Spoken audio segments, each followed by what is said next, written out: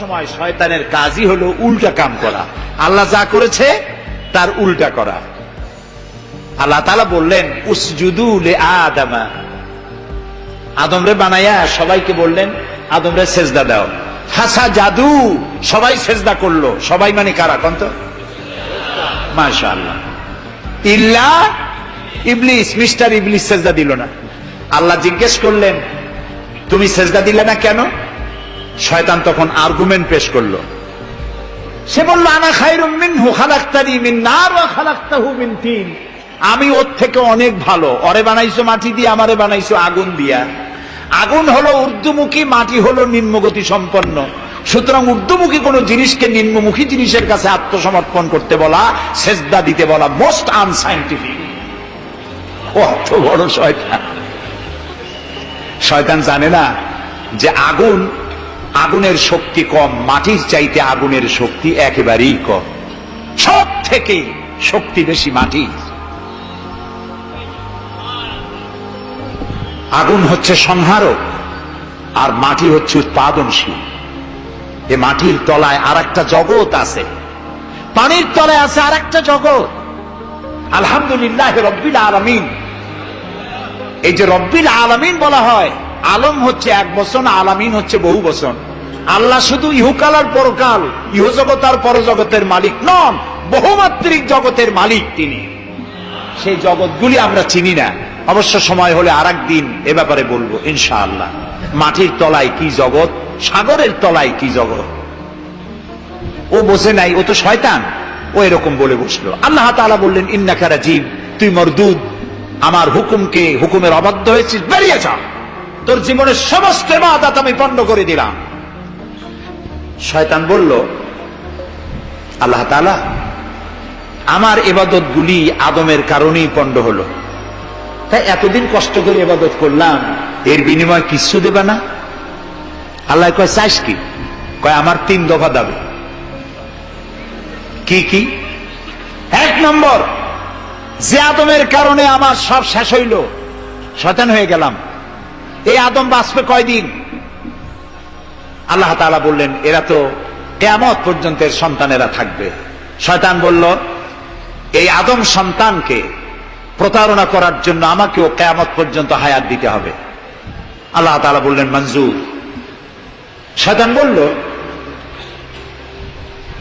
আমাকে আমার 2 নম্বরের দাবি, যেহেতু আমি মানুষের প্রতারণা দিব, ভাইতে ভাইতে ঝগড়া লাগাবো, স্বামীতে স্ত্রীতে ঝগড়া লাগাইয়া তালাক দেওয়াবো, ভাইতে ভাইতে খুনাখুনি বাধায় দেব, কিন্তু লোকেরা যদি আমারে দেখতে পায় যে শয়তান এই যে তালাক দেওয়াইয়া এই যে যায়, ছেলে আর বাপে ঝগড়া বাঁধাইয়া ভাইতে ভাইতে খুনাখুনি করাইয়া এই যে শয়তান যায়, তাহলে তো আমার ঠ্যাং আস্ত থাকবে না, আমার তো মেরে ফেলাবে।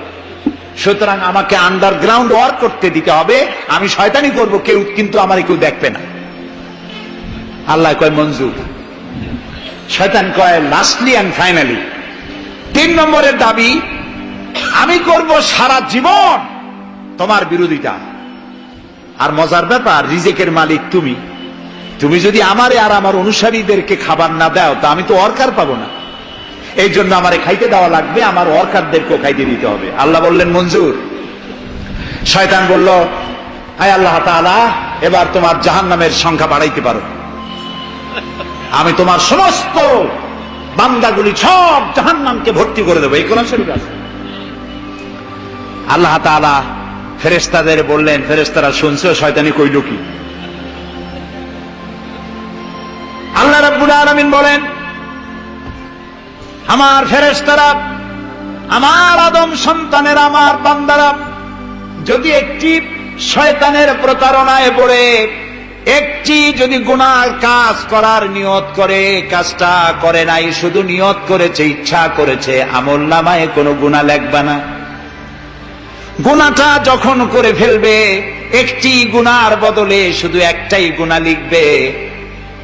আর যদি আমার বান্দা যদি একটি পুণ্য কাজের, নেক কাজ করার নিয়ত করে, কাজটা করে নাই, শুধু নিয়তের জন্য একটা নেকি লিখে দিবা। নেকির কাজটি যখন সম্পাদন করবে তখন একের উপরে 10টা গ্রেস মার্ক লাগাইয়া দিবা। সুবহানাল্লাহ। আমি এইভাবে করে আমার বান্দাদেরকে মাফ করে দেব। সুবহানাল্লাহ। শয়তান মানুষকে ওয়াসওয়াসা দেয়, আর আল্লাহ যা বানায় তার উল্টা বানায়। আল্লাহ বানাইলো জাকাত, শয়তান বানাইলো কি কন্তবুদ্ধি করে? সুদে আর জাকাতে পার্থক্য কি? সুদ হচ্ছে ধনীদের গরিবদের কাছ থেকে নাও, ধনীদের দাও, আর জাকাত হচ্ছে ধনীদের কাছ থেকে নাও, সব গরিবদেরকে বন্টন করে দাও। সুবহানাল্লাহ। এর নাম যাকাত। আর এই কাজটি করার দায়িত্ব আল্লাহ দিলেন সরকারকে। সূরা হজ আল্লাহ রাব্বুল আলামিন বলেন, আল্লাযীনা ইম্মাক্কান্নাহুম ফিল আরদ আকামুস সালাত ওয়া আতাউজ যাকাত ওয়া আমারু বিল মা'রুফি ওয়া নাহাউ আনিল মুনকার ওয়া লিল্লাহি আকিবাতুল উমুর। আমি যদি মুমিন বান্দারে ক্ষমতা দেই, তারা 4 দফা কাজ করবে। কয় দফা বলে? 1 নম্বরে মুমিনেরা ক্ষমতায় গিয়ে নামাজ প্রতিষ্ঠা করবে। 1 নম্বর কাজ নামাজ প্রতিষ্ঠা করবে।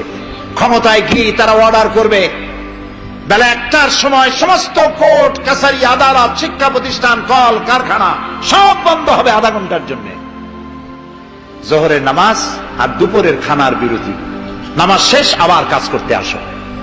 নামাজ বাধ্যতামূলক। নামাজ যদি বাধ্যতামূলক হয় তাহলে তার সুফল কি? তার সুফল হলো, এসপি যদি বাধ্যতামূলক ভাবে নামাজ হয়, আর এসপি যদি মসজিদের ইমামতি করে দারোগাদের নিয়ে, অফিসারদের নিয়ে, দারোগা যদি, ওসি যদি থানায় পুলিশদের নিয়ে তার ইমামতিতে নামাজ হয়, এমপি যদি তার এলাকার অফিসার দিয়ে নিয়ে ইমামতি করে নামাজে, মন্ত্রী যদি তার এলাকার লোক নিয়ে অফিসারদের নিয়ে সচিবালয় ইমামতি করে, এই মন্ত্রী, এই এমপি, এই ওসি, এই এসপি এদেরকে পিটাইয়াও ঘুষ খাওয়ান যাবে? যাবে না।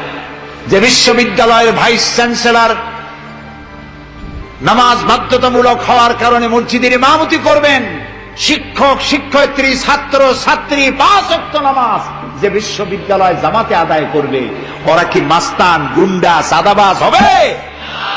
হতে পারে না। এই জন্য সরকারের প্রথম দায়িত্ব হবে, কে বলতেছেন? কার কথা শোনাইতেছি? প্রথম দায়িত্ব হচ্ছে নামাজ প্রতিষ্ঠা করো। 2 নম্বরে যাকাত আদায় করো। 2 নম্বরে কি? যাকাত আদায় করো। এই যাকাত গভর্নমেন্ট আদায় করবে। আল্লাহর কায়দাটা কি দেখেন, এর মধ্যে সিগনিফিকেন্স কি? গভর্নমেন্ট আদায় করবে কেন? আমরা দিলে হবে না কেন? আমরা দিলেও হবে যদি ইসলামী সরকার না থাকে। ইসলামী সরকার হলে, অর্থাৎ আল্লাহর বিধান কায়েম হলে যাকাত কালেকশন করবে গভর্নমেন্ট। এখানে একটা সাইকোলজিক্যাল ব্যাপার আছে। আমি যদি অধ্যক্ষ রশিদ খান সাহেবের কাছে আমি বলি যে আমি গরিব মানুষ, আমার কিছু সাহায্য করেন, উনি যদি আমাকে সাহায্য দেন যাকাত থেকে, অথবা কোনো দয়া করে কিছু পয়সা দেন, চিরটা কাল ওনাকে দেখলে পরে আমার মাথাটা একটু নত হয়ে যেতে পারে। আল্লাহ চান না তার কোন বান্দার মাথা আর একটা গোলামের সামনে নত হোক। সেই জন্য আল্লাহ চান সরকারের কাছ থেকে নাও, তোমার মাথা উঁচু থাকুক। সুবহানাল্লাহ কইতে ইচ্ছা করে? এ মাথার অনেক দাম। যেখানে সেখানে সেজদা দিয়েন না। পীর বুজুর্গ দেখলেই পায়ের উপরে পড়ে যায়েন না। কদম বসি করতে ইচ্ছা করে করেন, আমি বাধা দেব না, কিন্তু মাথাটা নিচু করেন না। মাথাটা আল্লাহ ছাড়া কারো সামনে নত হতে পারে না। এই মাথার অনেক দাম। আপনার বডি সেনাই যাবে না যদি মাথা না থাকে। আপনার মা অথবা স্ত্রী ছাড়া মস্তকবিহীন বডি চেনা কঠিন। এটা বডির আইডেন্টিটি। এই জন্য দেখবেন পৃথিবীর সমস্ত প্রাণী খাবারের সময় রুজির উপরে, রিজিকের উপরে মুখ লাগাইয়া খায়। গরু, বাছুর, মুরগি, হাঁস, হাতি, বাঘ, ভল্লুক, ময়না, টিয়া সব খাবারের উপরে মুখ লাগাইয়া খায়। কেবলমাত্র মানুষ খাবারের সময় খাবারটা না খাইয়া মাথা উঁচু থাকে, এখানে দেয়। আল্লাহ চান রিজিকের সামনে আমার বান্দার মাথা নত হবে না। মাথা নত হবে তো রাজ্জাকের সামনে নত হবে, রিজিকের সামনে নয়।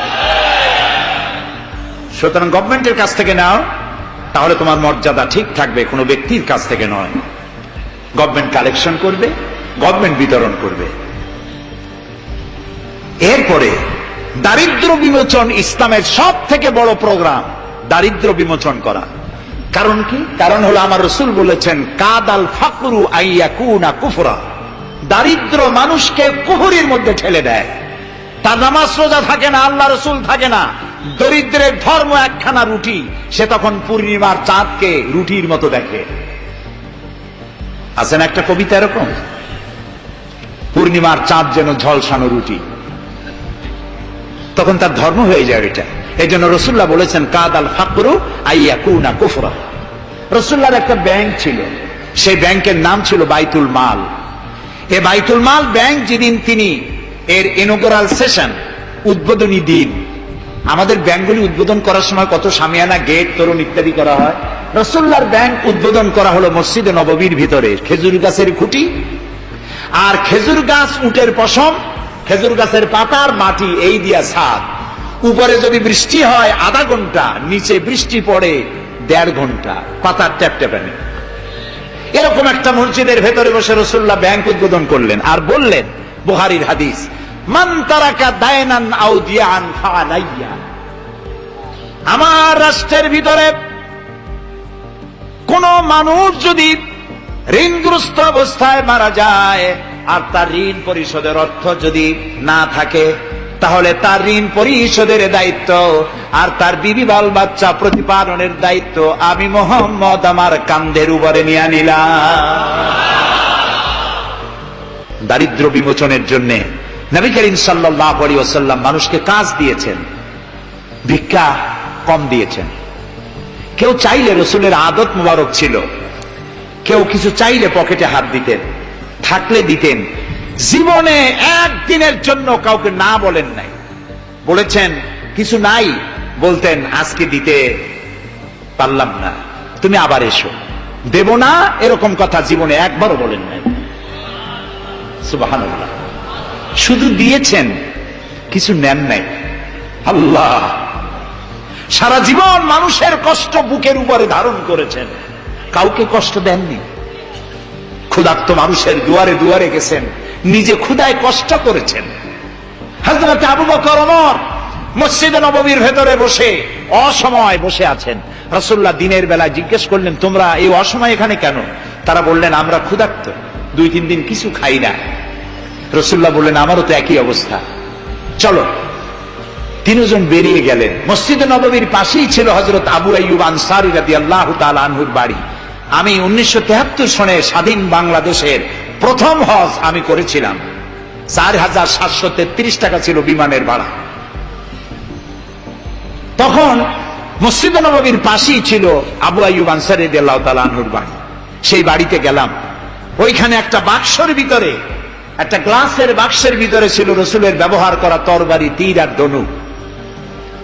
আমি বহুত চেষ্টা করছিলাম গ্লাসটা উঠাবার জন্য, কারণ এটা সেই তরবারি, সেই তীর, সেই ধনুক যেখানে আমার রসুলের হাতের পরশ লেগেছিল। যদি ধরতে পারতাম প্রাণ করে একটা চুমা দিতাম। এই বাড়িতে গিয়ে রসুল্লাহ উপস্থিত হলেন। আবু আইয়ুব আনসারী 3 জন মেহমান, এর থেকে শ্রেষ্ঠ মেহমান আছে? স্ত্রীকে বললেন, তাড়াতাড়ি একটা ছাগল জবাই করো, রুটি বানাও। তিনি চলে গেলেন বাগানে, বাগান থেকে কিছু খোরমা আনলেন। হাদিস শোনাচ্ছি, গল্প নয়। কিছু খোরমা এনে রসুলের সামনে রাখলেন। রাসূলুল্লাহ বললেন, এর মধ্যে কাঁচা পাকা, আধা পাকা 3 পদের খাজুর, আমি কোনটা খাবো? হযরত আবু আইয়ুব বলেন, 3 প্রকারের খেজুরে আপনি হাত দিবেন, কারণ আপনার হাত যে প্রকারের খেজুরের গায়ে লাগবে আমার বাগানে আল্লাহ রাব্বুল আলামিন সেই খেজুরে বরকত দিয়া দিবেন। কিছুক্ষণ পরে রান্না হয়ে গেল, রসুলের সামনে গোশত আসলো, রুটি আসলো। আল্লাহর নবী খাবারের শুরুতে 2-1টা রুটি আর 2-3টা গোশত টুকরা রুটি দিয়া পেঁচায়া হযরতে আবু আইয়ুব আনসারীর হাতে দিয়া দিলেন। বললেন, আবু আইয়ুব, এই রুটি আর গোশত টুকরা নিয়ে যাও, আমার কলিজার টুকরা মা ফাতেমা গত 3 দিন হলো কিছু খায় নাই। দুনিয়ার মানুষের খাবার পৌঁছায়ছেন, নিজে না খেয়ে থেকেছেন। হযরত আয়েশা বলেছেন, 1 দিন 2 দিন না, মাসের পর মাস রাসূলুল্লাহর স্ত্রীদের ঘরে চুলায় আগুন জ্বলে নাই। হযরত ওমর রাদিয়াল্লাহু তাআলা আনহু রাসূলুল্লাহর ঘরে প্রবেশ করেছেন। এখনো ঘরটা আছে, মসজিদে নববীর কোনায় ছোট্ট ঘরটা। বিশ্বনবীর ঘর। তিনি ঘরের মধ্যে প্রবেশ করে দেখেন রাসূলুল্লাহ শুয়ে আছেন। তারপরে হযরত আবু বকর সালাম করলেন, রাসূলুল্লাহ উঠে বসলেন। হযরতে ওমর রাদিয়াল্লাহু তাআলা আনহু বাচ্চা শিশুর মতো ডুকরে কেঁদে উঠলেন। নবীজি জিজ্ঞেস করলেন, ওমর কাঁদো কেন? হযরত ওমর বলছেন, ইয়া রাসূলুল্লাহ, আমি বিশ্বনবীর ঘর দেখতেছি, ছোট্ট একটি ঘর, এক কোণায় পানি শূন্য সরাহি কাত হয়ে পড়ে আছে, এক পাশে একটা গ্লাস, আর আপনি যে বিছানায় শোয়া, চাদর নাই, বালিশ নাই, দড়ি দিয়া বুনানো খাটিয়ার উপরে শুয়েছিলেন, হাতের তলায়, মাথার তলায় হাত দিয়ে আপনার জান্নাতি শরীর মোবারকের পিঠের উপরে দড়ির দাগ আমি সহ্য করতে পারছি না ইয়া রাসূলুল্লাহ। কাফেরেরা পৃথিবীতে এত শান্তি করলো, আর আল্লাহ রাসূলের গায়ে দড়ির দাগ, আপনি আমাকে অনুমতি দেন, আমি একটা তোষক আপনাকে বানায় এনে দেই। রাসূলুল্লাহ বললেন, ওমর, আমি যদি হুকুম করি, এই যে উহুদ পাহাড়টা আমার জন্য সোনায় পরিণত হয়ে যাবে। আমি পৃথিবীতে শান্তি করতে আসি নাই, এসেছি মানবতার মুক্তির জন্য, কল্যাণের জন্য। নবী করিম সাল্লাল্লাহু আলাইহি ওয়াসাল্লাম এই যাকাতের বিধান কায়েম করলেন। মানুষের দুয়ারে দুয়ারে খাবার পৌঁছে গেল, বৃদ্ধরা ভাতা পেল, বয়স্করা ভাতা পেল, বেকারেরা তাদের কাজের সংস্থান পেয়ে গেল। অবস্থা এমন হলো, হযরত ওমর ইবনে আব্দুল আজিজ রাহমাতুল্লাহ আলাইহির সময় যাকাত কে নেবে, যাকাত কে নেবে চিল্লানো হতো, ঢোল বাজানো হতো। একজন লোক পাওয়া যেত না যে যাকাত আমার দরকার। ইতিহাস লিখছে, ওই সময় একজন লোক তার সাদকার টাকা নিয়ে ঘুরতেছে যে যাকাত কাকে দিবে।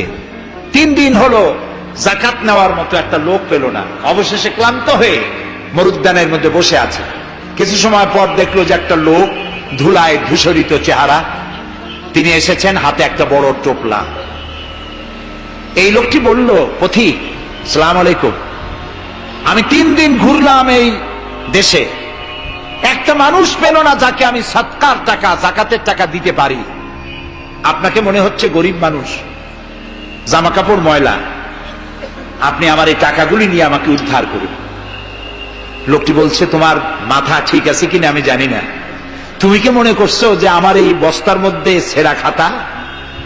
তোমার ওই টোপলায় যত টাকা, ওর থেকে অনেক বেশি টাকা আমার এই বস্তার ভিতরে। আমি 1 সপ্তাহ ঘুরতেছি, একটা গরিব মানুষ পাই নাই এই দেশে।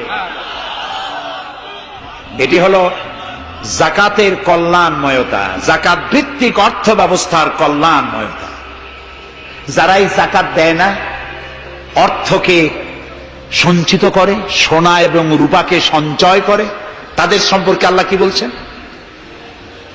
والذين يكنزون الذهب والفضة ولا ينفقونها في سبيل الله فبشرهم بعذاب أليم। যারা নাকি রৌপ্য এবং স্বর্ণ সঞ্চয় করে, আমার রাস্তা খরচ করে না, মানে গরিবদের দেয় না, সঞ্চিত করে রাখে, তাদের জন্য কঠিন পীড়াদায়ক শাস্তির সুসংবাদ দাও। প্রশ্ন উঠতে পারে, শাস্তির কি সুসংবাদ হয়? শাস্তির কি হয়? আল্লাহ সুসংবাদ বললেন কেন? এটা বোঝাবার জন্য ছোট্ট একটি দৃষ্টান্ত যথেষ্ট। মা যদি ছেলেকে কন্ট্রোল করতে না পারে, দারুণ দুষ্ট, মা তখন বলে, দাঁড়া, তোর বাপ আসুক, আমি তারে নালিশ করবো, এমন পিটটি দেবে তখন মজা টের পাবি। পিটাইলে কি মজা লাগে? তাহলে মজা বললো কেন? শাস্তির তীব্রতা বোঝাবার জন্য মজা শব্দ ব্যবহার করা হয়।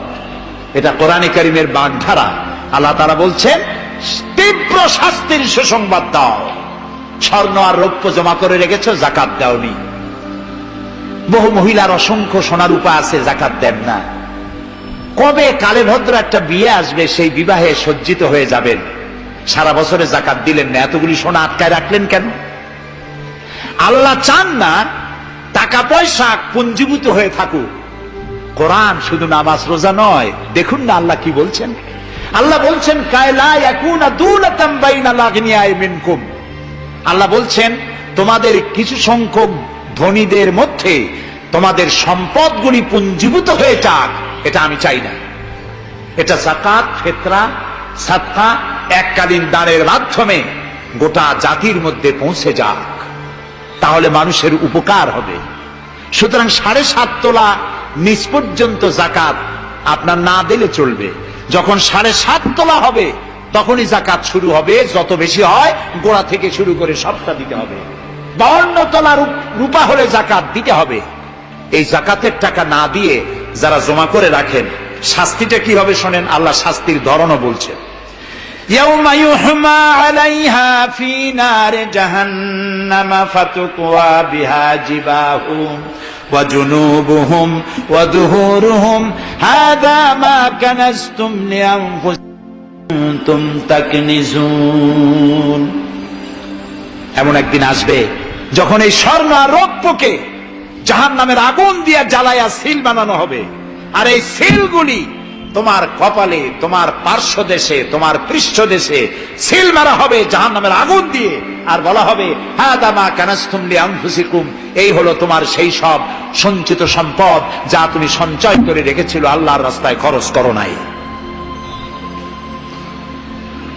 রাসূলের কাছে প্রশ্ন হয়েছে, ওয়ায়াসআলুনাকা মাযা ইউনফিকুন, হে রাসূল আপনাকে প্রশ্ন করা হয় যে কি খরচ করব।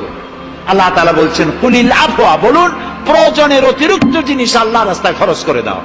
আমরা প্রয়োজনের অতিরিক্তটা ব্যাংকে জমা রাখি, আল্লাহ বলেন খরচ করো। যত খরচ করবে আল্লাহ তত বাড়াই দিবেন। দেখেন না আল্লাহ বাড়ায় কেমনে। আল্লাহরে বিশ্বাস করেন যে আল্লাহ যে বাড়াইতে পারেন, এটাকে বিশ্বাস করেন?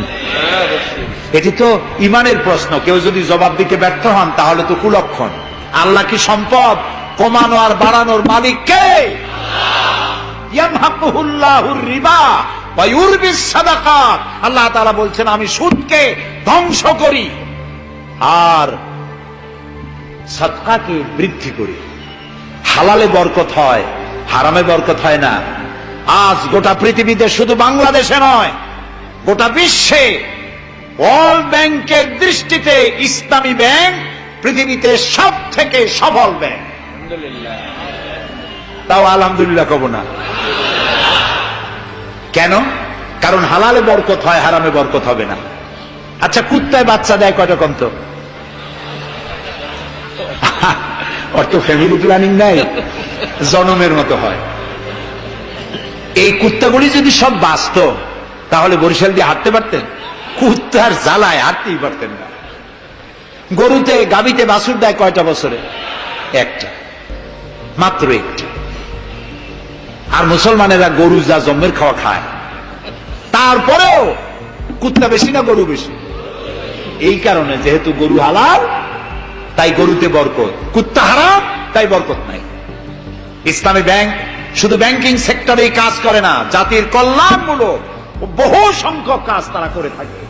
ইসলামী ব্যাংক হাসপাতাল, ইসলামী ব্যাংক ব্যাংকের জন্য কলেজ, ইসলামী ব্যাংক দিয়ে যখন ডিজাস্টার হয়, দুর্ভিক্ষ হয়, যখন বন্যা হয়, জলোচ্ছ্বাস হয়, লক্ষ কোটি কোটি টাকা তারা দুহাতে বিতরণ করে।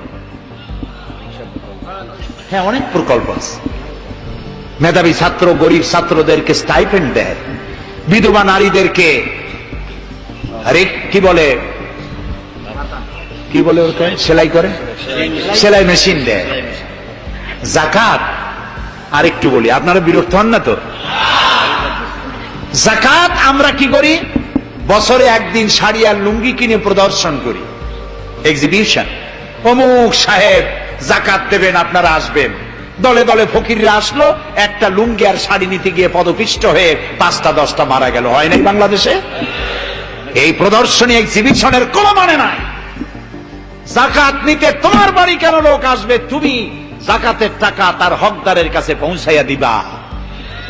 কারণ গরিব তোমার করুণার পাত্র নয়। অফি আমওয়ালিহিম হাক্কুল লিসাইলি ওয়াল মাহরুম। আল্লাহ তাআলা বলছেন তোমার সম্পদের ভিতরে গরিবদের অধিকার আছে। গরিব তোমার করুণার পাত্র নয়। যাকাত দিয়ে আসো তার বাড়ি যায়। তবে শাড়ি আর লুঙ্গি দেওয়া কোনো অর্থবহ কাজ নয়। কি দিবেন? রাসূলুল্লাহর কাছ থেকে শিখুন। ওই যে একজন আসলো, ভিক্ষা চাইলো, বলল তোমার কি কিছু নাই? বলল আছে। কি আছে কোন তো? মাশাআল্লাহ, জানি সবাই, কিন্তু আমল করি না। দুনিয়ায় যত ভালো কথা সব বলা হয়ে গেছে, বাকি আছে শুধু পালন করা। রাসূলুল্লাহ তাকে বললেন কম্বল আনো, বিক্রি করে কিনলেন কি? কুড়াল। রাসূলুল্লাহ তার নিজের পবিত্র হাত দিয়ে কুড়ালে হাতল লাগায় দিলেন, বললেন যাও জঙ্গলে কাঠ কাটো, বাজারে বিক্রি করো, ভিক্ষা কোনোদিন আর করবা না। 1 বছর পর, হাদিস শুনুন, 1 বছর পর ওই ভিক্ষুক এসে বলছেন আসসালামু আলাইকা ইয়া রাসূলুল্লাহ, হুজুর আপনি আমাকে চিনেছেন? আমি সেই ভিক্ষুক যে ভিক্ষা নিতে এসেছিলাম, আপনি আমাকে ভিক্ষা না দিয়ে কুড়াল দিয়েছিলেন। কুড়াল দিয়া কাঠ কাটিয়া বাজারে বিক্রি করে আমার কাছে এখন যাকাত দেওয়ার মতো অর্থ জমা হয়ে গেছে। এটার নাম ইসলাম। শুধু নামাজ রোজা জিকির আজগারের জন্য শুধু নয়, নামাজ রোজা জিকির আজগার তো করব, কিন্তু আমার মানুষকে দারিদ্র বিমোচন করতে হবে। সুতরাং যাকাতের টাকা দিয়ে একটা শিক্ষিত বেকার যুবককে একটা কম্পিউটার কিনে দেন, একটা বিধবা মহিলাকে একটা সেলাই মেশিন কিনে দেন, তার সতীত্ব সে বাঁচাতে পারবে। ক্ষুধার জ্বালায় মানুষ যখন অসহনীয় পর্যায়ে চলে যায়, তখন সে দেহ ব্যবসার মতো নিকৃষ্ট পর্যায়েও চলে যায়। এজন্য ধনীরা দায়ী হবে আল্লাহর কাছে। কচু গাছ কাটতে কাটতেই মানুষ খুন করে। একটা এতিম বাচ্চা ক্ষুধার জ্বালায় ঘুরতেছে, ওই বাচ্চাটি আপনি তাকে একটু আদর করেন, পরে আপনি একটা চীনাবাদামের বাক্স কিনে দেন 50 টাকা 100 টাকা দিয়া, কিছু চীনাবাদামের পুঁজি দেন, একটা পানের খিলি বানাইয়া বিক্রি করার পুঁজি দেন, কয়েকটা বুট পলিশের কালি আর ব্রাশ কিনে দেন, সে রাস্তায় বসে জুতা পালিশ করবে, ছেলেটির পকেট মারা থেকে চুরি করা থেকে বেঁচে যাবে, সমাজ সংস্কার হবে, সমাজ অপরাধ মুক্ত হবে, সমাজ থেকে দারিদ্র বিমোচন হবে। আলহামদুলিল্লাহ বলুন। আপনি কি জানেন এই যে গাছগুলি লাগালে পরে কত সওয়াব হয়, এবং দারিদ্র বিমোচনের জন্য গাছের কি বিশাল ভূমিকা। রাসূলুল্লাহ বলেছেন হাদিস, তোমার কাছে যদি এমন খবর আসে যে কিয়ামত হচ্ছে, আর তখন যদি তোমার কাছে কোনো গাছের চারা থাকে, কিয়ামত হচ্ছে, গাছের চারাটি কিয়ামত আসার পূর্বেই গাছের চারাটি লাগিয়ে যাও, কিয়ামতের দিন সৎকায় জারিয়ার সওয়াব পেয়ে যাবে। একটি গাছ যদি কেউ লাগায়, ওই গাছে যত পাখি বসবে, ফল হবে, মানুষে খাবে, আশ্রয় নেবে মানুষেরা, কিয়ামত পর্যন্ত সদকায়ে জারিয়ার সওয়াব মানুষ কবরে বসে বসে পেতে থাকবে। সব জায়গায় সওয়াব আর সওয়াব জানি না, খালি মনে করি ইল্লাল্লাহ ইল্লাল্লাহ বলতে পারলেই সওয়াব। আর খালি ইল্লাল্লাহ বলবেন বা কেন? যারা এই ধরনের জিকির করেন, আমার মনে দারুণ প্রশ্ন, জবাব খুঁজে পাই নাই। আল্লাহর কলেমাকে খণ্ডিত করে জিকির করার পারমিশন কোন হাদিস দিয়েছে? কে দিয়েছে এই পারমিশন? লা ইলাহা ইল্লাল্লাহ, এটা হলো পূর্ণাঙ্গ কালেমা, কমপ্লিট হচ্ছে মুহাম্মদুর রাসূলুল্লাহ। আফজালুল যিকর লা ইলাহা ইল্লাল্লাহ। কতক্ষণ লা ইলাহা ইল্লাল্লাহ, কতক্ষণ ইল্লাল্লাহ ইল্লাল্লাহ ইল্লাল্লাহ। এর অর্থ কি? আল্লাহ ছাড়া, আল্লাহ ছাড়া, আল্লাহ ছাড়া। আল্লাহ ছাড়া কি? কমন সেন্সের শুধু কমন বাদ দিয়া শুধু সেন্স যদি থাকে, কোন মুসলমানের এমন জিকির করা উচিত নয়।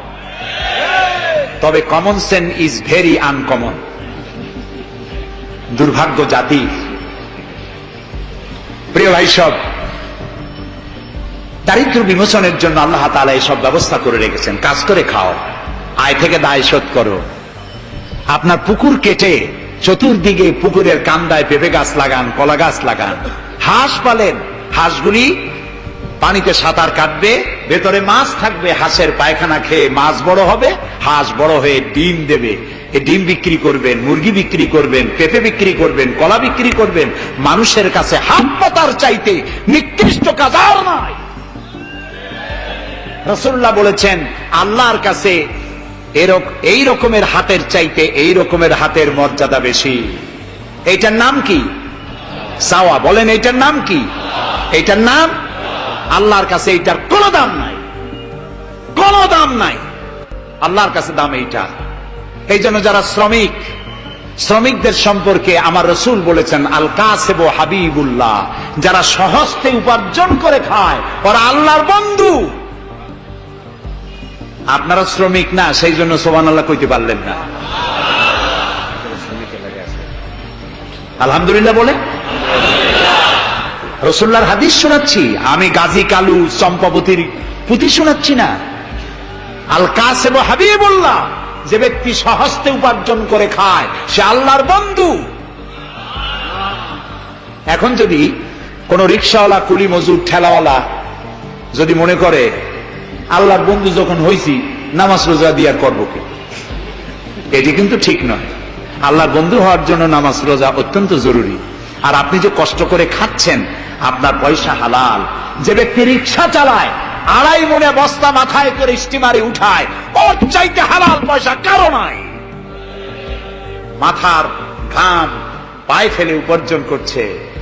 আপনি জানেন না যে দালানে যারা আছে খুব শান্তিতে নাই। বাইরের থেকে দেখে ভেতরের অবস্থাটা বোঝা যায় না। গুলশান, বনানী, আভিজাত্যপূর্ণ এলাকার বিশাল বিশাল বাড়ি দেখে আপনার চোখ ধাঁধা লেগে যেতে পারে, খুব শান্তির নিলয়। না, শান্তি নাই। বাড়ির মালিক, বহু টাকার মালিক, রাত্রির বেলায় ঘুম হয় না। কোন ফাঁক দিয়া জানলার পাশ দিয়া গুলি এসে বুক ঝাঁঝরা করে দেয়, ঘুম নাই। জনমের মতো অসুখ হইছে, প্রত্যেক দিন সোনার চাউল দিয়ে ভাত খাইতে পারে, কিন্তু ডাক্তার তার রুজি কন্ট্রোল করে দিয়েছে। পাঙ্গাসের পেটি, খাসির চর্বি খাইতে পারবেন না, ভাত কম খাবেন। সকালবেলায় ডিমের পুষ, দুপুর বেলায় 1 স্লাইস টুস, সন্ধ্যাবেলায় ফলের জুস, খাওয়া শেষ। বউ তো কথা শোনে না। হাজারো কাজ করে ঘরমুক্ত হয়ে স্বামী ফিরেছে, বিবি সাহেবা, বেগম সাহেবা পেখম ধরে হাতে ভেরিটি ব্যাগ নিয়ে স্বামীর সামনে থেকে হন হন করে যাচ্ছে। স্বামী বেচারা কষ্ট করে জিজ্ঞেস করছে, তুমি কই যাও? বলছে, আই এম ভেরি বিজি। ছেলে হয়েছে কয়টা? সব গুন্ডা, মাস্তান। মাথায় এত বড় চুল, হাতে এত বড় নখ। মেয়েগুলি বয়ফ্রেন্ড নিয়ে কোথায় চলে গেছে। বেটা বাড়ির কাজের লোক, কাজের মেয়েদের হাতের দেওয়া খানা খাইলো, আদর পাইল না, যত্ন পাইল না, সম্মান পাইল না। খাইতে নিজে নিজে শুয়ে আছে, এতগুলা ঘুমের ট্যাবলেট খাইছে, ঘুমও আসে না। কিন্তু তুমি মেয়ে রিকশাওয়ালা, ঠেলাওয়ালা, কুলি মজুর, সারাদিন কাজ করে পোলাও চাউল কিনতে পারো নাই, মোটা চাউল কিনেছো, খেসারির ডাল কিনেছো। একটু কিনে বাড়িতে বউ রান্না করেছে। আমি এই চোখে দেখা কথা বলি, আল্লাহ তাআলা এই বয়সে কম দেখান নাই। কমলাপুর রেল স্টেশনের বস্তি দেখেছি, অনেক বস্তি এলাকায় গিয়েছি। স্বামী বসে খাচ্ছে, ঘরমাক্ত রিক্সা চালায় আসছে, 2.5 মনে বস্তা টানে আনছে। স্ত্রী খাবার তুলে দিচ্ছে, আরেকটু খাও, খুব কষ্ট করেছো, আরেকটু খাও। ওর ঘরে ফ্যান নাই, কাপড়ের আঁচল দিয়ে স্বামীর কপাল মুছে দিচ্ছে, আরেকটু খাও, এত কষ্ট করো তুমি। ওর ঘরে ফোমের বিছানা নাই, চটের মতো শক্ত বিছানা, বালিশ নাই, ইটের মতো শক্ত, চাপ কাপড়ের একটু কভার দাও। এরকম একটা বালিশের উপরে সারাদিনের শ্রান্তি আর ক্লান্তি নিয়ে আর ঘুমায় গেছে। কোন ওষুধ খাওয়া লাগে না, এমন ঘুম আসছে ওর ডাকের গর্জনে ট্রাকের ইঞ্জিন ফেল। শান্তি কি বড় লোক হলে হয়? শান্তি দেওয়ার মালিক আল্লাহ। শান্তি দেওয়ার মালিক কে? আল্লাহ তাআলা। এই জন্যে এই শান্তি আসবে যদি সঠিকভাবে, সুষ্ঠুভাবে আল্লাহ পাকের দেওয়া এই বিধানগুলি আমরা যদি সমাজে কায়েম করতে পারি, তাহলে এটি সম্ভব। আমার দেশে এখন যদি যাকাতের টাকা কালেকশন করা হয়, তাহলে আমরা একটা হিসাব করেছি। আমি একটা ব্যাংকের সাথে জড়িত আছি, আপনারা জানেন বোধহয়, ইসলামী ব্যাংক। এর জন্ম লগ্ন থেকে আমি আছি এর সাথে। সেই হিসেবে আমরা একটা জরিপ চালাইছি। বাংলাদেশে যদি এখন যাকাত যদি গভর্নমেন্ট কালেকশন করে, তাহলে একেবারে কম করে হলেও 6,000 কোটি টাকা যাকাত কালেকশন হতে পারে। 6,000 কোটি। আর ওয়াকফ এস্টেট আছে বাংলাদেশে লক্ষ লক্ষ একর জমিন, যা বিভিন্ন মোতাল্লি তারা সিন্দাবাদের দত্তের মতো ওয়াকফ সম্পত্তির উপরে চেপে বসে আছে। এই ওয়াকফ সম্পত্তি যদি উদ্ধার করা যায়, আর যাকাত আর ওশরের টাকা যদি গভর্নমেন্ট কালেকশন করতে পারে, বাংলাদেশের দারিদ্র বিমোচনের জন্য পৃথিবীর কারো কাছ থেকে একটি টাকাও নেওয়ার দরকার নাই। এই যে ৬,০০০ কোটি টাকার শূন্যতা ভ্যাকুয়াম সৃষ্টি হলো বাংলাদেশে, এই শূন্যতা পূরণের জন্য এগিয়ে এলো এনজিওরা এবং তারা সুদের বাণিজ্য শুরু করলো। ব্যাংক সুদ নেয় 15 or 17%, আর এনজিওরা নেয় 35 থেকে 40%। মারাত্মক সুদখোর সমাজে কাবুলিওয়ালাদের মতো সুদ চালু করে দিয়েছে। প্রিয় ভাই সব, বাংলাদেশ এটি সম্পদশালী দেশ। যারা বলে, আমি পার্লামেন্টে একবার বক্তৃতায় বলেছিলাম যে যারা বলে বাংলাদেশ গরিব, আমি তাদের সাথে একমত হতে পারি না। আমার দেশ সম্পদশালী দেশ, আলহামদুলিল্লাহ বলে। আমার দেশ, এ বাংলাদেশের আবাদযোগ্য জমির পরিমাণ 2,40,00,000 একর। আলহামদুলিল্লাহ বলবেন না? এখানে বনজ সম্পদ আছে 32,53,860 কিলোমিটার বর্গমিটার নিয়ে, বর্গমাইল জুড়ে। এখানে আল্লাহর হিকমতটা দেখেন। সুন্দরবন আমাদের থেকে দূরে না কাছে? বরিশাল, বরগুনা, বাগেরহাট, সাতক্ষীরা, এই এলাকায় সুন্দরবন কে বানাইছে? কোন গভর্নমেন্ট বানিয়েছে?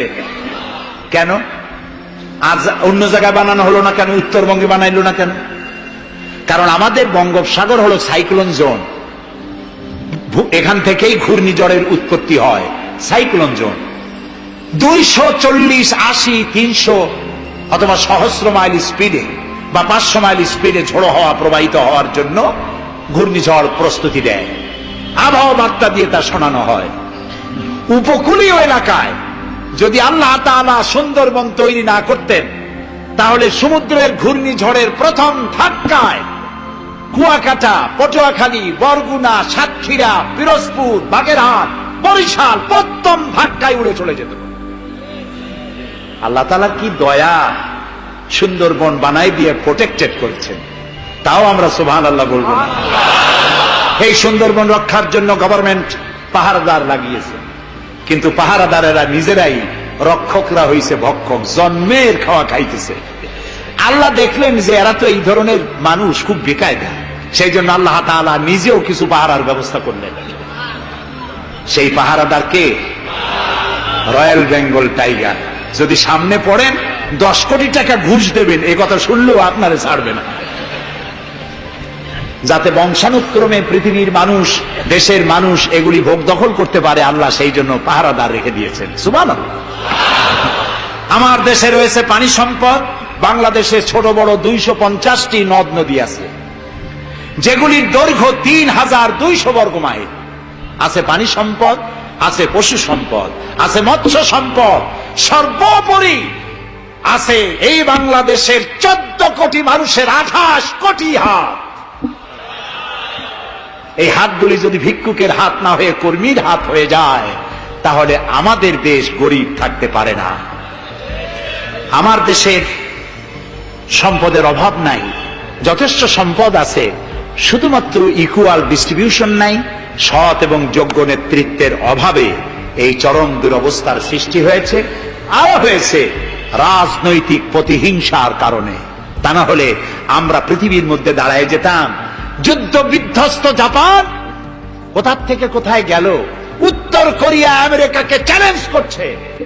থাইল্যান্ড, যারা নারী ব্যবসা করে জীবন বাঁচাইতো, সেই থাইল্যান্ড এখন, আমি মেলবোর্ন ইউনিভার্সিটিতে আমার প্রোগ্রাম ছিল, যাওয়ার সময় ব্যাংকক হয়ে গেলাম। একটি হোটেলে আমার থাকার জায়গা ছিল। 30 কিলোমিটার লম্বা ফ্লাইওভার ব্যাংককে। বিল্ডিং গুলি দেখতে হলে এরকম তাকালে মাথা টুপি পড়ে যায়, এত উঁচা উঁচা বিল্ডিং। সিঙ্গাপুর কোত্থেকে কোথায় গেল? আমরা যে তিমিরে ছিলাম সেই তিমিরেই রয়ে গেলাম। আমাদের বুঝতে হবে, আমার ইসলাম দারিদ্র্যের বিকাশের জন্য আসে নাই, দারিদ্র বিমোচনের জন্য এসেছে। সুন্দর একটি সমাজ বিনির্মাণের জন্য ইসলাম এসেছে, এবং তা গণতান্ত্রিক প্রক্রিয়ার মধ্য দিয়ে। নবী করিম সাল্লাল্লাহু আলাইহি ওয়াসাল্লাম যদি বলতেন ইন্তেকালের সময় যে আমার মেয়ে নেতৃত্ব দিবে, আমার নাতি নেতৃত্ব দিবে, বলেন কার বাবার হিম্মত ছিল এটার প্রতিবাদ করার? তিনি কি তা করেছেন? না, ইন্তেকালের সময় জিজ্ঞাসিত হয়ে তিনি বললেন, আমার পরে তোমাদের মধ্যে যিনি বেশি যোগ্য, খোদাভীরু, আল্লাহকে ভয় করে, তেমন লোককে তোমরা নেতা নির্বাচিত করো। আবু বকর রাদিয়াল্লাহু তাআলা তাই বলেছেন, ওমর, ওসমান, আলী তাই বলেছেন। সুবহানাল্লাহ বলেন। ওয়া আমরুহুম শুরা বাইনাহুম, এটি হলো গণতন্ত্র। তোমরা তোমাদের পরামর্শ ভিত্তিতে তোমাদের রাষ্ট্র সমাজ পরিচালনা করো। সুবহানাল্লাহ বলেন। কে বলে কোরআন শুধুমাত্র একটি ধর্মগ্রন্থ, বেদ আর বাইবেলের মতো? নিশ্চয়ই নয়। কোরআন একটি পূর্ণাঙ্গ জীবন বিধান, যা মানুষের জীবনের কথা বলে। এ মাসটার নাম কি? আরবি মাসের নাম কি? মুহররম। এটি সেই মাস যে মাসে খেলাফতকে প্রতিষ্ঠার জন্য রাসূলের কলিজা টুকরা নয়নের পুতুল ইমাম হোসাইন কারবালার ময়দানে শাহাদাত বরণ করেছিলেন, রাজতন্ত্রের বিরোধিতা করেছিলেন। হযরত ইমাম হোসাইন তিনি দেখতে পেলেন 680 খ্রিস্টাব্দে সিরিয়ার দামেস্কে এজিদ ক্ষমতা দখল করলো অগণতান্ত্রিক পদ্ধতিতে, এবং সরকারি মালের কোনো হিসাব নাই, অডিট নাই, স্বৈরাচারী কায়দায় তিনি ক্ষমতা দখল করে মদিনার আহলে বায়াত যারা মদিনার নেতৃবৃন্দকে তার আনুগত্য করার জন্য বাধ্য করল। ইমাম হোসাইন যে মায়ের পেটে এসেছেন, যে পিতার পেটে জন্মে এসেছেন, যে নানার কোলে বড় হয়েছেন, তিনি কি এই দৃশ্য চোখে দেখতে পারেন? তিনি বললেন, আমি কুফায় যাব। কুফার লোকেরা দাওয়াত দিল, তিনি কুফায় রওনা করবেন। মদিনার লোকেরা হাতে পায়ে ধরলো, কুফায় আপনি যাবেন না। তিনি বললেন, আমি কোন ক্রমে এজিদের বশ্যতা স্বীকার করব না, আমি এর বিরোধিতা করবই। মাত্র 72 জন লোক নিয়ে তিনি কুফার দিকে অগ্রসর হলেন। এই 72 জনের মধ্যে 40 জন পুরুষ আর 32 জন নারী আর শিশু। তিনি যখন কারবালা প্রান্তরে পৌঁছে গেছেন, ইবনে জিয়াদ কুফার গভর্নর, তিনি বাধা দিলেন, বললেন, আমার দরবারে হোসাইনকে হাজির করো। ইমাম হোসাইন বললেন, যে ব্যক্তি আল্লাহর আখিরাতকে অস্বীকার করেছে, রাসূলকে অস্বীকার করেছে, আমি তার সামনে জীবন থাকতে যাব না। রাতারাতি ইয়াজিদ 6000 সৈন্য পাঠিয়ে দিল। ইমাম হোসাইনের সাথে লোক কত? মাত্র 72। 6000 লোক কি যুদ্ধ করা লাগে 72-এর সাথে? শুধু যদি মার্চ করে পায়ের তলায় পিষে 72 জন শেষ হয়ে যাবে। হযরত ইমাম হোসাইন রাতের বেলায় সঙ্গীদের বললেন, ও আমার সাথীরা, ইয়াজিদ আমার শির চায়, আমাকে চায়, আমার সঙ্গে থেকে তোমরা তোমাদের জীবনকে বিপন্ন করো না, তোমরা সবাই ফিরে চলে যাও মদিনায়। সাথীরা বললেন, ইমাম, আজকে যদি আপনাকে ছেড়ে জীবনের মায়া নিয়ে মদিনায় ফিরে যাই, আর আপনার যদি শাহাদাত নসিব হয়, তাহলে কিয়ামতের দিন আল্লাহর নবীর সামনে আমরা কি জবাব দেব? আমরা আমাদের জীবন দিয়ে আপনাকে পাহারা দেব। সকালবেলা যুদ্ধ শুরু হয়ে গেল। জোহরের নামাজ আসতে না আসতে 40 জন পুরুষ শাহাদাত বরণ করলেন। এখন একজন পুরুষ বেঁচে আছেন, ইমাম হুসাইন। তাঁবুর ভিতরে স্ত্রী এবং অন্যান্য মহিলাদের কাছ থেকে বিদায় নিতে এসেছেন। তোমাদেরকে আল্লাহর হাওয়ালা করলাম, আমি যুদ্ধে চলে যাচ্ছি। আমার চোখের সামনে আমার নানাজির দান মোবারক শহীদ হওয়া ইসলাম, সাহাবীদের রক্ত দেওয়া, জীবন দেওয়া ইসলাম, খেলাফত মিটে যাবে পৃথিবী থেকে, রাজতন্ত্র প্রতিষ্ঠা হবে। আমার জীবন থাকতে আমি তা হতে দেব না। স্ত্রী এগিয়ে এলেন, বললেন, হুসাইন, জিহাদের ময়দানে থেকে আমি আপনাকে বিরত থাকতে বলবো না, তবে একটি দাবি আছে। এই যে ছোট্ট দুগ্ধপোষ্য শিশু, গত কয়েকদিন হলো ঘরে খাবার নাই, পানি নাই, আমার বুকে দুধও নাই, এই ছোট্ট বাচ্চাটিকে একটু পানির ব্যবস্থা করুন। ইমাম হুসাইন কলিজার টুকরা সন্তানকে 2 হাতে উঁচু করে এজিদি সৈন্যদের সামনে এসেছেন। এজিদি সৈন্যরা, আমার হাতের দিকে তাকাও, এটি রাসূলের আওলাদ, আমার কলিজার টুকরা সন্তান। ফোরাতের অফুরন্ত পানি প্রবাহিত হচ্ছে, একটু ফোরাতের কুলটা ছেড়ে দাও, ওর একটু পানি পান করায়। আমার সাথে তোমাদের শত্রুতা থাকতে পারে, এই নিষ্পাপ বাচ্চার সাথে তো কোনো শত্রুতা থাকার কথা নয়। তার এই আবেগপূর্ণ কথা এজিদি সৈন্যদের কলিজায় স্পর্শ করলো না। তারা বিষাক্ত তীর নিক্ষেপ করলো। ইমাম হোসাইনের উঁচু করে ধরা বাচ্চার বুকের ভিতর থেকে বিষাক্ত তীর প্রবেশ করে বেরিয়ে গেল অপর প্রান্ত থেকে। রক্ত ফিনকি দিয়ে বেরিয়ে এলো। ইমাম হোসাইন দুই হাতে আজলা ভরে সেই রক্ত চেহারায় মাখতে লাগলেন আর বললেন, কলিজার টুকরা সন্তান, সালেহ আলাইহিস সালামের উটনির রক্তের চাইতে তোমার রক্ত পবিত্র। হযরত সালেহ আলাইহিস সালামের চাইতে রাসূলুল্লাহর মর্যাদা অনেক বেশি, তুমি তার আওলাদ। বাচ্চাকে কোলে করে নিয়ে স্ত্রীর কাছে গিয়ে বললেন, স্ত্রী, এই নাও তোমার বাচ্চা, ঠান্ডা হয়ে গেছে, এমন পানি পান করেছে কিয়ামত পর্যন্ত পানি পানি বলে তোমারে আর বিরক্ত করবে না। ইমাম হোসেন লড়াই করলেন ময়দানে। বহু সংখ্যক সৈন্য হতাহত করে ফোরাতের কুল উন্মুক্ত করে ঘোড়ার পৃষ্ঠ থেকে নেমে এক আজলা পানি তুলেছেন, পানি পান করবেন। মুখের কাছে যখন আকণ্ঠ তৃষ্ণার্ত পিপাসার্ত হোসাইন মুখের কাছে পানি নিয়েছেন, হঠাৎ ভেসে উঠল মনের পর্দায়, একটু আগে আমার কলিজার টুকরা সন্তান এই পানির অভাবে চলে গেল। 40 জন মানুষ বিদায় হলো, এক ফোঁটা পানি দিতে পারলাম না, এই পানি আমি কেমনে খাই? হাতের থেকে পানি পড়ে গেল। অশ্বের পৃষ্ঠে আরোহণ করলেন। চতুর্দিক থেকে তীর আর তরবারি আসতে লাগলো। ইমাম হোসেন বললেন, থামো, একটু থামো, তোমরা কাকে তীরবিদ্ধ করছো? আমি কি তোমাদের রসুল মুহাম্মদ সাল্লাল্লাহু আলাইহি সাল্লামের নাতি নই? আমি কি তোমাদের রসুলের কলিজার টুকরা মা ফাতেমার নয়নের মণি নই? কেমন করে আমার গায়ে তোমরা তীর মারো? উম্মে সালমা, আমাদের মা উম্মে সালমা রাদিয়াল্লাহু তাআলা আনহা, সকাল বেলায় 11ই মুহররম সকাল বেলায় তিনি ঘরে বসে কাঁদতেছেন। কয়েকজন প্রতিবেশী মহিলা এসে বলছেন, মা আপনি কাঁদেন কেন? তিনি বলছেন, আজকে রাত্রে আমি স্বপ্নে দেখেছি রাসূলুল্লাহ আমার বাড়ি এসেছেন। আমি দেখতে পেলাম আল্লাহ রসুলের চোখ দিয়ে পানি পড়ছে, দাড়ি মোবারক ধুলা মাখা, মুখ কানা বলি। আমি জিজ্ঞেস করলাম, ইয়া রাসূলুল্লাহ, আপনি কাঁদেন কেন? মুখখানা মলিন কেন? দাড়ি মোবারকে ধুলাবালি কেন? রাসূলুল্লাহ বললেন, উম্মে সালমা, তুমি জানো না আমি এইমাত্র কারবালা থেকে এসেছি। আমি দেখে এলাম আমার কলিজার টুকরা হোসাইনের শির মোবারক তার দেহ থেকে বিচ্ছিন্ন করে ঘোড়ার পদতলি, ঘোড়া দিয়ে পদদলিত করা হয়েছে তার দেহ মোবারক। ইসলাম এত সহজে আসে না, অনেক রক্ত পাড়ি দিয়ে এসেছে ইসলাম।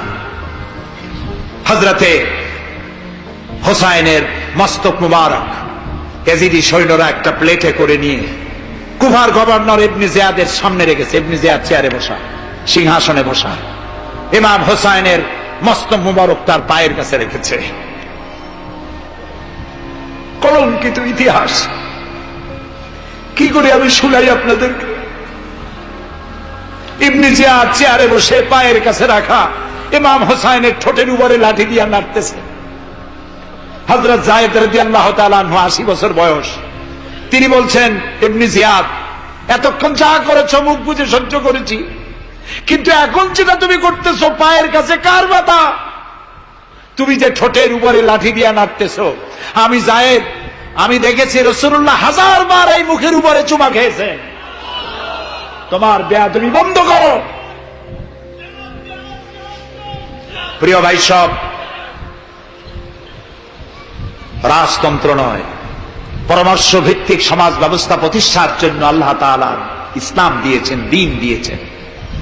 সেই জীবন ব্যবস্থা ইসলাম আজকে এই পৃথিবীতে মুসলমানদেরকে সন্ত্রাসী জাত হিসেবে চিহ্নিত করার জন্য, উগ্র জাতি হিসেবে, সহিংস জাতি হিসেবে, অগণতান্ত্রিক জাতি হিসেবে প্রমাণিত করার জন্য পাশ্চাত্য শক্তি তারা নবী করিম সাল্লাল্লাহু আলাইহি সাল্লামের ব্যঙ্গচিত্র এঁকে দুনিয়ায় ছড়িয়ে দিয়েছে। আজকে জুমার খুতবায় আমি কসাই মসজিদে বলেছিলাম, রাসূলুল্লাহর মাথার উপরে বোমা আকৃতির পাগড়ি বেঁধেছে, পাশে 2টা অর্ধনগ্ন মেয়ে লোক রেখেছে। নাউজুবিল্লাহ। তোদের মতো অসভ্য আছে পৃথিবীতে? ডেনমার্ক, আমেরিকা, ইউরোপ, তোমরাও কি মানুষের মতো কাজ করেছ? বিশ্ব নবী পৃথিবীতে সব দিয়েছেন, কিছু নেন নাই। তাকে অপমান করার অর্থ হচ্ছে মানব সভ্যতাকে অপমান করা। রাসূলকে অপমান করার ক্ষমতা কারো নাই। তার সম্মান পাহাড় সমান নয়, তার সম্মান আকাশ সমান নয়। রাসূলের সম্মান আল্লাহর আরশ পর্যন্ত। আল্লাহ তার আরশে আজিমে কাউকে দাওয়াত দেন নাই, বিশ্ব নবীকে দাওয়াত দিয়েছিলেন। আমি আমার বরিশালবাসীদের বলবো, মুসলমানদেরকে ধৈর্য ধারণ করতে হবে, আরো সংযমী হতে হবে। আমরা প্রতিবাদ করব, অবশ্যই প্রতিবাদ করব, কিন্তু জ্বালাও পোড়াওতে আমরা যাব না। আমরা কারো পতাকা পোড়ানো, কারো অভিষেক ভাঙচুর করা, এটা আমাদের কাজ না। আমরা গড়ার জন্য এসেছি, আমরা ভাঙ্গার জন্য আসি নাই। কেউ অসভ্য হলে আমরা অসভ্য হতে পারি না। ওরা অসভ্য, ওরা বর্বর, ওদের জীবনে ভালোবাসা নাই, তাই ওরা প্রতি বছর একটা দিন ভালোবাসা দিবস পালন করে। আমার জীবনে ভালোবাসার অভাব নাই। ইসলাম সর্বশ্রেষ্ঠ জীবন ব্যবস্থা। এই কল্যাণময় জীবন ব্যবস্থা প্রতিষ্ঠার জন্য এগিয়ে আসতে হবে মুসলমানদেরকে, সকলকে, হিন্দুদেরকেও। হিন্দু, বৌদ্ধ, খ্রিস্টানদের বলি, আমার প্রিয় ভাইয়েরা, আপনাদের মধ্যে আমাদের মধ্যে পার্থক্য খুবই কম। হিন্দুরা বলেন এক ব্রহ্মা, দ্বিতীয় নাস্তি। আমরা বলি লা ইলাহা ইল্লাল্লাহ। কথা প্রায় কাছাকাছি। আপনারা পুনর্জন্মে বিশ্বাসী, আমরা পুনরুত্থানে বিশ্বাসী। আমরা খুব ভালো আছি। এই দেশটা খুব ভালো দেশ। পূজা আর রোজা একসাথে হয়। আমরা অনেক আরামে আছি। এদেশে সাম্প্রদায়িক সম্প্রীতি নাই বলে যারা বিদেশে বদনাম ছড়ায়, তাদের হেদায়েতের জন্য আমরা আল্লাহর কাছে দোয়া করি, আল্লাহ তাদের হেদায়েত করো। ক্ষমতা হারায় মানুষ এত পাগল হয় যে দেশের বিরুদ্ধে কথা বলে, মায়ের বিরুদ্ধে কথা বলে, রাষ্ট্রের বিরুদ্ধে কথা বলে। আল্লাহ এদের হেদায়েত নসিব করে দিন।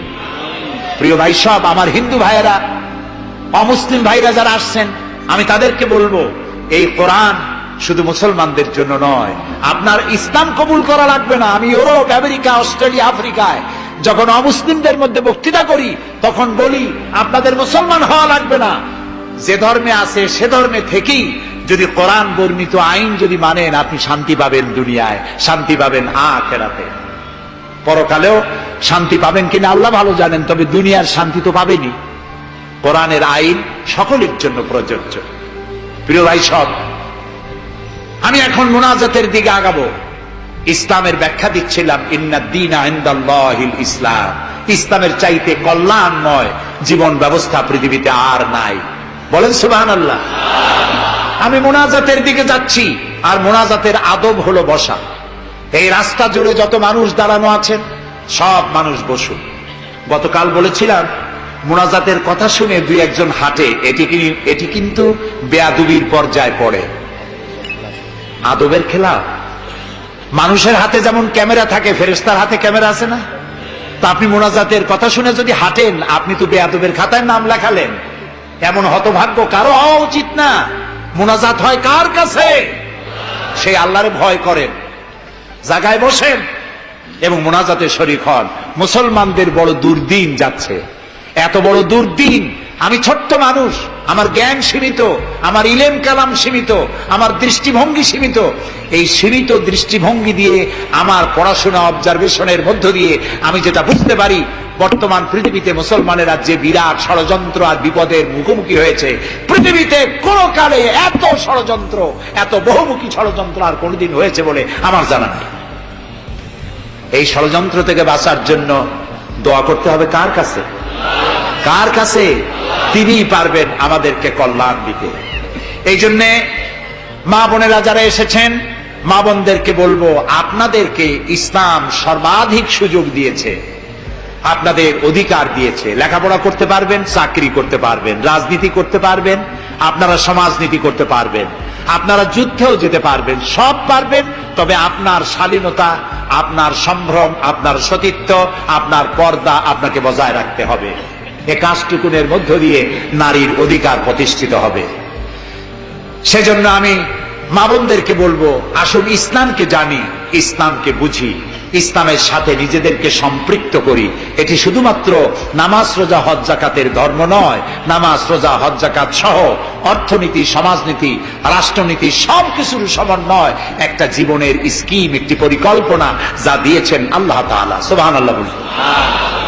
আর ওই কথার প্রতিবাদ করি যারা আল্লাহর আইন প্রতিষ্ঠার নামে বোমা হামলা করে, সন্ত্রাসী তৎপরতা চালায়। এরা জিহাদকে অবমাননা করেছে। জিহাদ আর যুদ্ধ এক কথা নয়, জিহাদ আর কিতাল এক কথা নয়, হোলি ওয়ার এবং জিহাদ এক কথা নয়। সুতরাং আল্লাহর আইন প্রতিষ্ঠার নামে যারা সন্ত্রাসী তৎপরতা চালায় তারা একটি জঘন্য কাজ করছে। যারা বোমা মারে আল্লাহর আইন প্রতিষ্ঠার জন্য, তারা মানুষ নয়, তারা মানুষ নামের কলঙ্ক, তারা নরপশু। বলুন তো তারা কি? তারা জানোয়ার। হরকতুল জিহাদ, তারপরে জামাতুল মুজাহিদিন, জুমরাতুল মাসাকিন, আবার আরেকটা নতুন সংগঠন বেরোচ্ছে নাকি শুনলাম, তার নাম করেছে তারা আল জঙ্গিতুল জংলা। এরা কোন জঙ্গল থেকে বাইর হবে আল্লাহ জানে।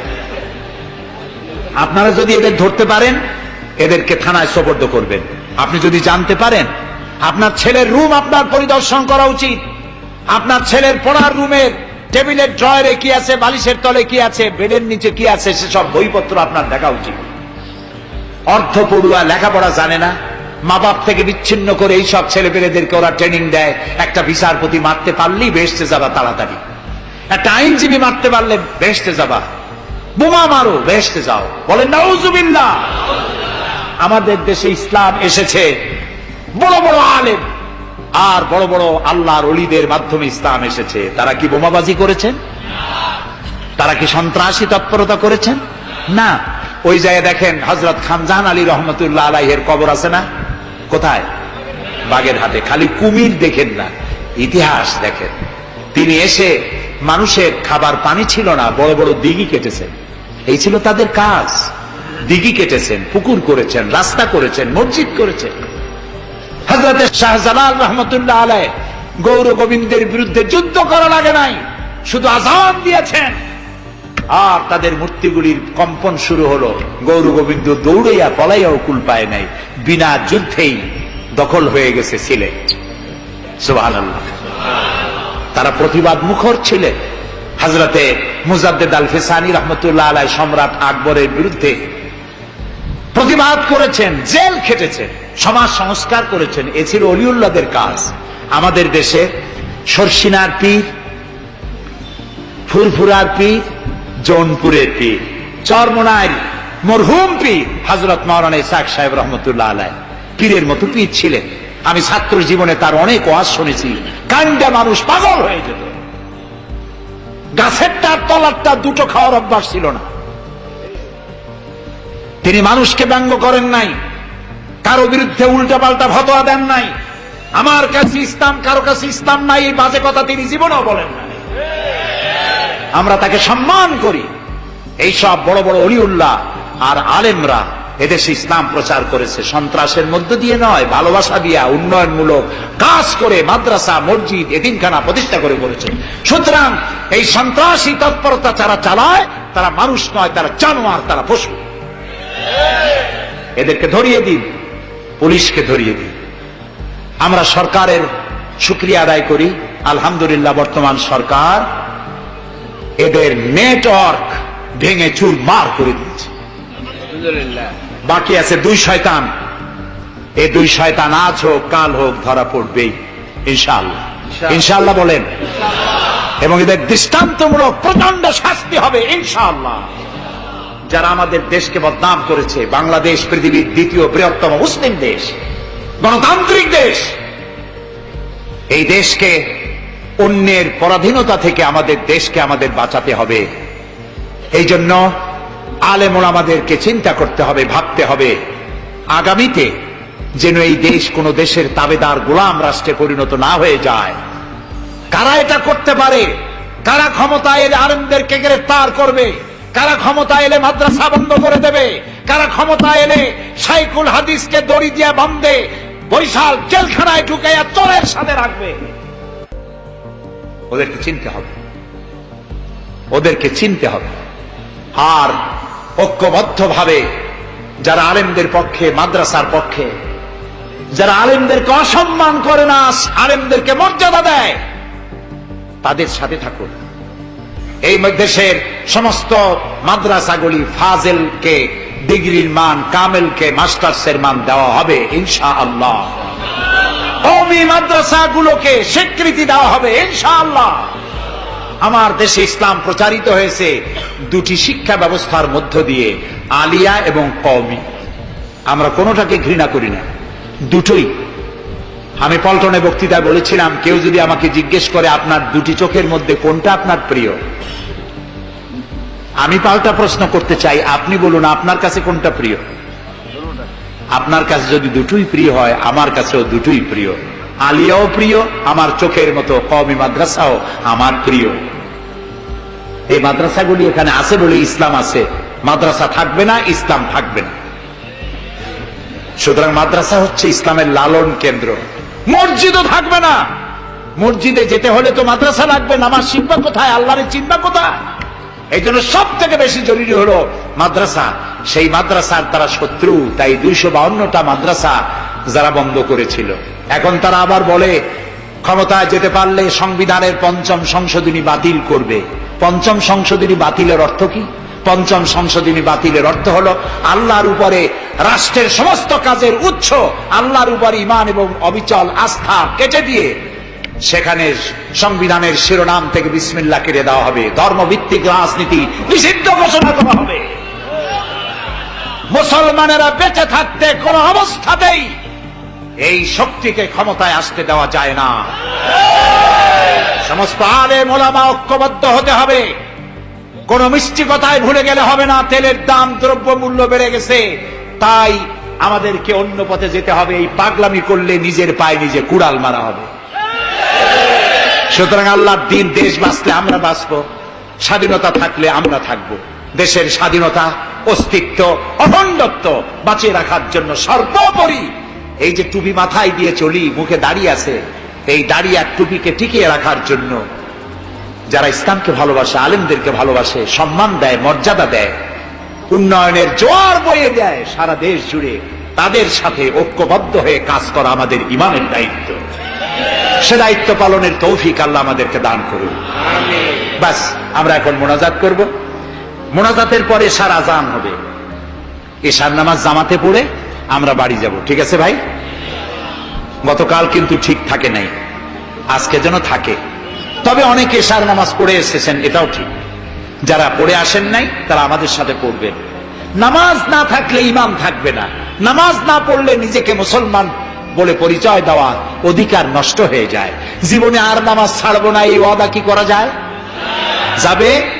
দুহাত উঁচু করুন, বলুন ইয়া আল্লাহ, তোমার পবিত্র নামে ওয়াদা করি, যতদিন পর্যন্ত মালাকুল মউত আমার মাথার কাছে না আসতেছে, ততদিন পর্যন্ত ফরজ নামাজ, ফরজ রোজা আর ছাড়বো না, আর ছাড়বো না, আর ছাড়বো না। এবার জোরে বলেন ইয়া আল্লাহ, আমার আজকের এই ওয়াদা আমার মৃত্যু পর্যন্ত আমাকে পালন করার তৌফিক দাও ইয়া রাব্বাল আলামিন। এখন মোনাজাত হচ্ছে। মোনাজাতের পর আপনারা নামাজের জন্য কাতার দিয়ে দাঁড়িয়ে যাবেন আর সকলে আর্থিক সাহায্য করবেন। আল্লাহুম্মা আমিন। রব্বানা যালামনা আনফুসানা ওয়া ইন লাম তাগফির লানা ওয়া তারহামনা লানাকুনান্না মিনাল খাসিরিন। রব্বানা যালামনা আনফুসানা ওয়া ইন লাম তাগফির লানা ওয়া তারহামনা লানাকুনান্না মিনাল খাসিরিন। হে আল্লাহ তাআলা, হাজার হাজার মুসলমান নরনারী দীর্ঘক্ষণ ধরে তোমার কোরআন শুনেছি, হাদিস শুনেছি, আর শেষ পর্যায়ে এসে ভিক্ষুকের মতো, কাঙ্গালের মতো গুনার বোঝা মাথায় নিয়ে তোমার দরবারে হাত তুলেছি। দয়া করে মেহেরবানি করে আমাদের জিন্দেগীর সমস্ত গুনাহ খাতাকে মাফ করে দাও। আমাদের মধ্য থেকে আমাদের মা বাপ দুনিয়া থেকে যারা বিদায় হয়ে গেছে, আয় আল্লাহ রব্বুল আলামিন, মা বাপের কবরগুলিকে জান্নাতের টুকরা বানায়া দাও। রব্বির হামহুমা কামা রব্বায়ানি সগীরা। সবাই পড়েন রব্বিরহামহুমা কামা রব্বায়ানি সগীরা। আয় আল্লাহ রব্বুল আলামিন, জনম দুঃখিনী গর্ভধারিণী মা, যিনি না খেয়ে আমাদের মুখে ক্রন্দন মুখে চুমা দিয়া শত চুমা দিয়া হাসি ফুটাইছেন, না খেয়ে আমাদেরকে খাওয়াইছেন, আমরা না ঘুমানো পর্যন্ত ঘুমান নাই, এত কষ্ট করেছেন যেই মা, আল্লাহ কবরটাকে বেহেশত বানাইয়া দাও।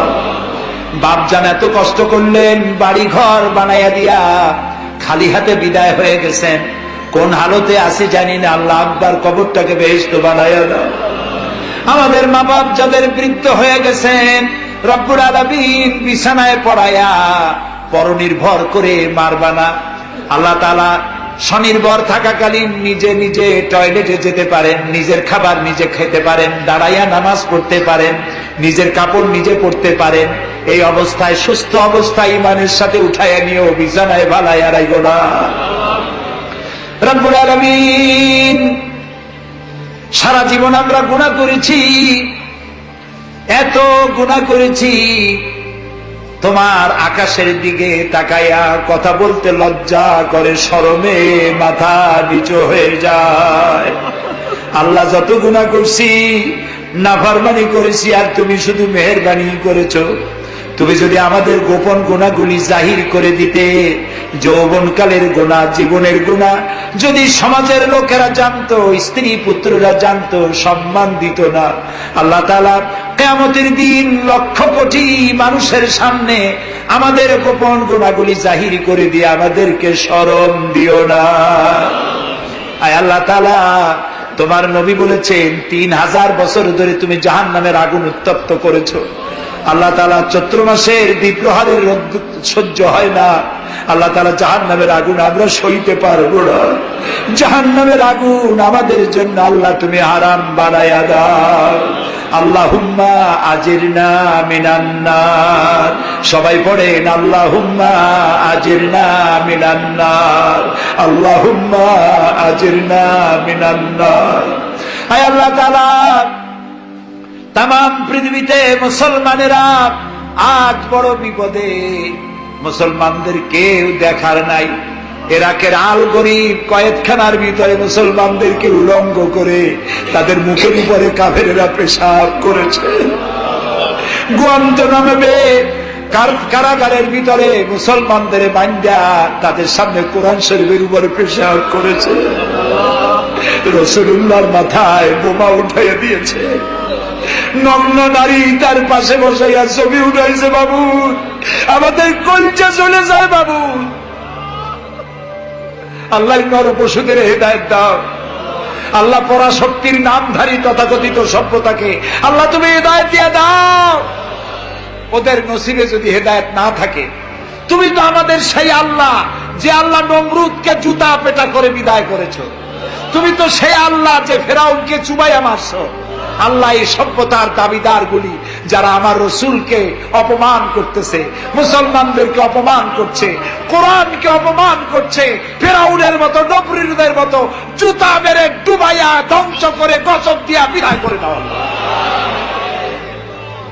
আল্লাহ, আমাদের এই শান্তিপূর্ণ দেশে যারা বোমা মারে, সন্ত্রাসী হামলা করে, ওদেরকে আমরা চিনি না, তুমি ভালো করে জানো ওরা কারা। আল্লাহ, ওদেরকে হেদায়েত করো, ওদেরকে তুমি ধরাইয়া দাও। ওদেরকে কারা টাকা দেয়, কারা বুদ্ধি দেয়, কারা পরিচালিত করে, তাদের চেহারা জনগণের সামনে উন্মোচিত করে দাও।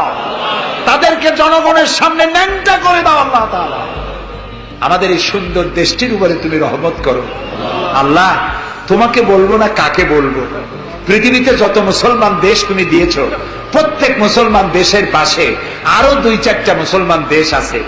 তুমি আমাদের দিকে তাকায় দেখো তো আমাদের অবস্থাটা কি। আমরা কোথায় যাব? আমাদের তো পালাবারও জায়গা নাই। একদিকে সমুদ্র আর 3 দিকে কারা। আল্লাহ, তুমি এই বাংলাদেশটাকে দয়া করে হেফাজত করো। কারো তাবেদার বানাইও না, কোন পদসেবী পদলেহীদের গোলাম বানাইও না। আল্লাহ এই দেশের মুসলমানদের মাথায় টুপি রাখা, মুখে দাড়ি রাখার পথে বিঘ্ন ঘটায়ও না। মাদ্রাসাগুলি বন্ধ করে দিয়ে আমাদের দম বন্ধ করে দিও না।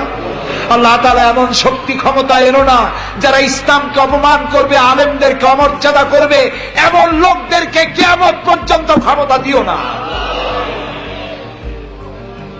আল্লাহুম্মা লা তারুদ্দানা খায়িবিন, আল্লাহুম্মা লা তারুদ্দানা খায়িবিন। আল্লাহ তাআলা একেবারে কিছু না দিয়ে একেবারে খালি হাতে আমাদেরকে ফেরত দিও না বাবা।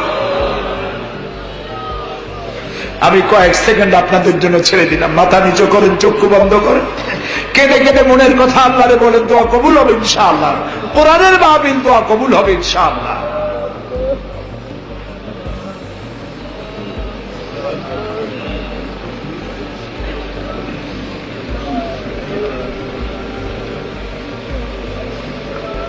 আয় আল্লাহ, তুমি নিশ্চয়ই শুনতে পাচ্ছ আমরা কি বলছি, তুমি নিশ্চয়ই দেখতে পাচ্ছ আমরা কোথায় বসা আছি।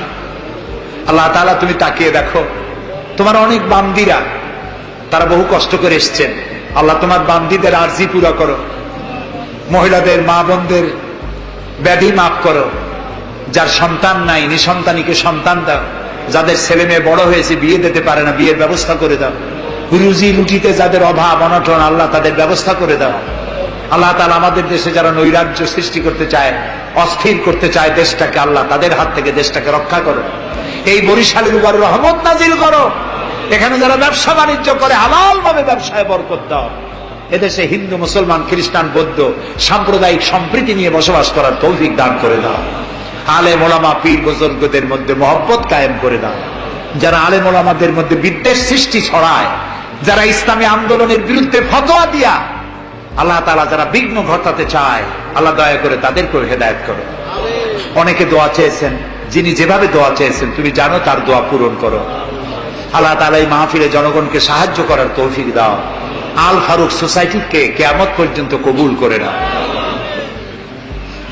ربنا تقبل منا إنك أنت السميع العليم وتب علينا إنك أنت التواب الرحيم سبحان ربك رب العزة عما يصفون وسلام على المرسلين والحمد لله رب العالمين واجعل آخر كلامنا عند الموت لا إله إلا الله محمد رسول الله। السلام عليكم ورحمة الله।